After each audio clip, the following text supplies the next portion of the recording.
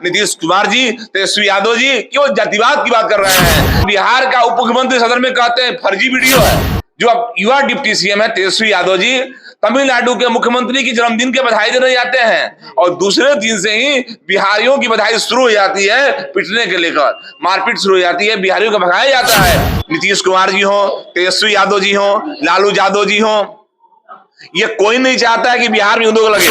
नीतीश कुमार जी हमेशा पलटने में माहिर है। नमस्कार, इस वक्त मैं मौजूद हूँ बढ़िया में और बढ़िया में भाजपा के वरिष्ठ नेता अनुरंजन मिश्रा जी हैं मेरे साथ। और आज हम बात करेंगे तमिलनाडु में बिहारियों की जो हत्या हो जा रही है और लगातार कई राज्यों से हर साल भगाया जाता है और उनकी हत्या कर दी जाती है, उसी पर हम इनसे चर्चा करेंगे। स्वागत है। जी, आपका भी स्वागत है।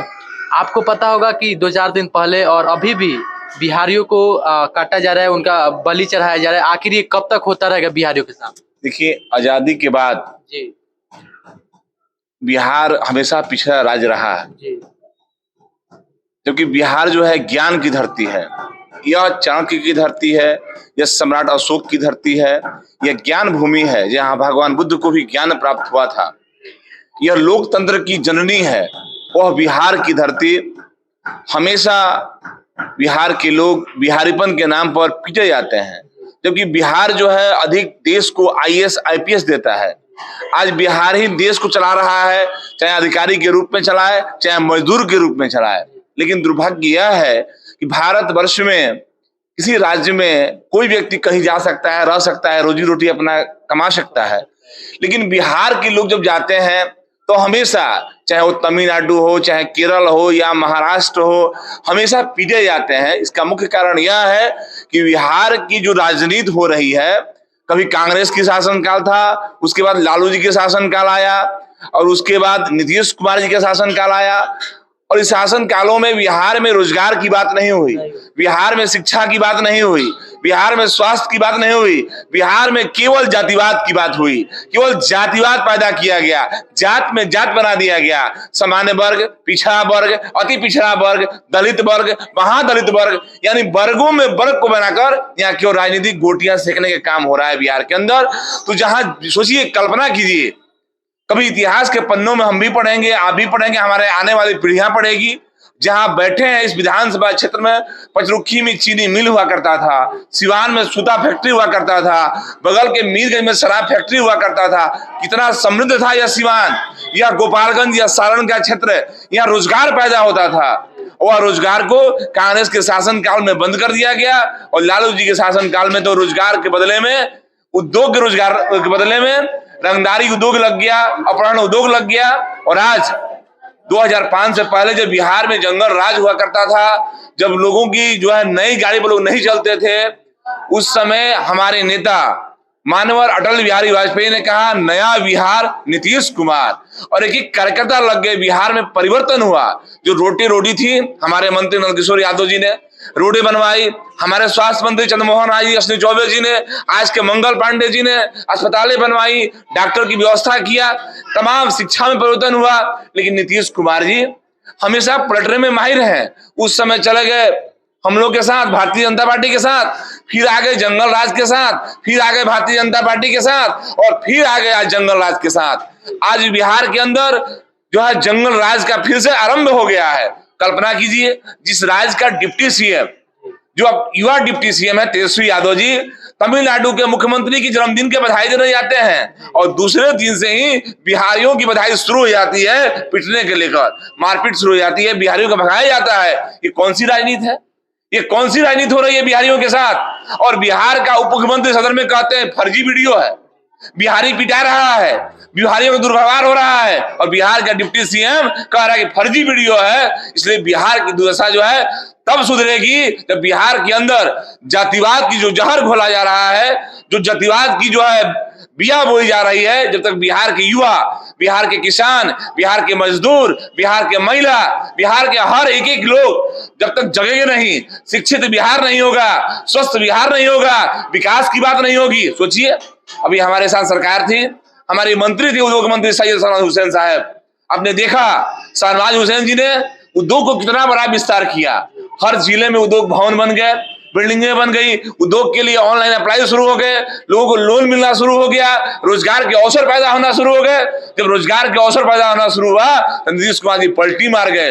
और तो लोगों का डर हो गया है कि बिहार के अंदर उद्योग लगाएंगे, नीतीश कुमार जी कब पलटी मारेंगे, जो उद्योग लगाएगा और रंगदारी देगा। तो डर से कोई उद्योग भी नहीं लगा रहा है, कौन रंगदारी देगा, किसकी अपहरण होगा, किसकी हत्या होगी। बिहार में नीतीश कुमार जी मात्र दो ही बचा हुआ है, एक उनका दारूबंदी उनका असफल है, प्रशासन उनका दारू बेचवा रहा है, दूसरा नल जल योजना जो फ्लॉप योजना है, और तीसरा उनका जातीय गणना है।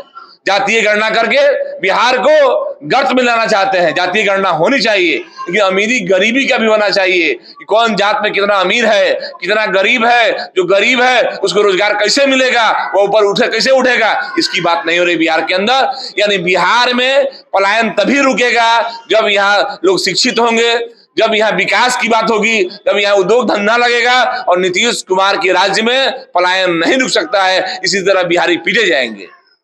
नीतीश कुमार जी कहते हैं कि मुझे अखबारों से पता चला कि तमिलनाडु में बिहारियों की हत्या कर दी जा रही है और चाकू गोद कर उनकी हत्या कर, बहुत सारे वीडियो आप भी देखे होंगे जो कि वायरल हो रहा है। ये निश्चित रूप से आज अपने बिहार में कल कारखाने होते तो इस तरीका ऐसा नौबत नहीं आती बिहारियों को। बिहार के जो नेता हैं महागठबंधन सरकार के, नीतीश कुमार जी हो, तेजस्वी यादव जी हो, लालू यादव जी हो, ये कोई नहीं चाहता है कि बिहार में उद्योग लगे। क्योंकि जब रोजगार मिलेगा, जब उद्योग लगेगा तो रोजगार मिलेगा, जब रोजगार मिलेगा तो वो मजदूर का लड़का हो या अधिकारी का लड़का हो, सब शिक्षित होगा। जब शिक्षित होगा तो जातिवाद खत्म हो जाएगी। फिर जातिवाद का जौहर कौन घोलेगा। बिहार में अगर उद्योग लग जाए, बिहारियों को रोजगार मिल जाए, जब गांव में ही उद्योग लग जाएगा, गांव में रोजगार मिल जाएगा तो लोग शिक्षित हो जाएंगे। जब शिक्षित हो जाएंगे, जब आने वाली पीढ़ी शिक्षित होगी, जब मजदूर के बेटा पढ़ लेगा तो जातिवाद नहीं करेगा, उसके अंदर जातिवाद नहीं होगी, उसके अंदर विकास की बात होगी, उसके अंदर बल्ब जलाने की बात होगी, लालटेन जलाने की बात नहीं होगी। तो फिर जब विकास की बात होगी तो जातिवाद नहीं होगी। और बिहार के नेता नीतीश कुमार जी, तेजस्वी यादव जी क्यों जातिवाद बात कर रहे हैं। अब देखिए, आपने देखा होगा कि मंत्री उल्लू जुली बात बोल रहे हैं, कह रहे हैं 10% लोग अंग्रेजों के दलाल थे। कोई मंत्री कहता है कि रामचरितमानस में या चौपाई में फलना चीज कहा गया है। जिस राज्य का शिक्षा मंत्री को ज्ञान नहीं है कि रामचरितमानस अवधी भाषा में लिखा गया है, उस अवधी भाषा का क्या मतलब है, राजनीति के तहत समाज को लड़वाया जा रहा है, तोड़वाया जा रहा है। जिस राज्य का शिक्षा मंत्री जो चरवाहा विद्यालय का प्रोफेसर है, उस राज्य में रोजगार की बात कौन करेगा, क्यों जातिवाद की बात होगी। और बिहार में जब तक भारतीय जनता पार्टी की पूर्ण रूपेण सरकार नहीं आएगी, देश में नरेंद्र मोदी की जो है सरकार है और बिहार में नरेंद्र मोदी की ही सरकार बनेगी, यानी डबल इंजन की सरकार बनेगी। हमारे जो प्रधानमंत्री हैं 24 में फिर से रिपीट करेंगे, बिहार के लोग 40 सीट देंगे और 25 में भारतीय जनता पार्टी जब सरकार बनेगी तब यहाँ उद्योग लगेंगे, लोग शिक्षित होंगे, स्वस्थ होंगे, जातिवाद खत्म होगा, फिर विकास की बात यहाँ होगी।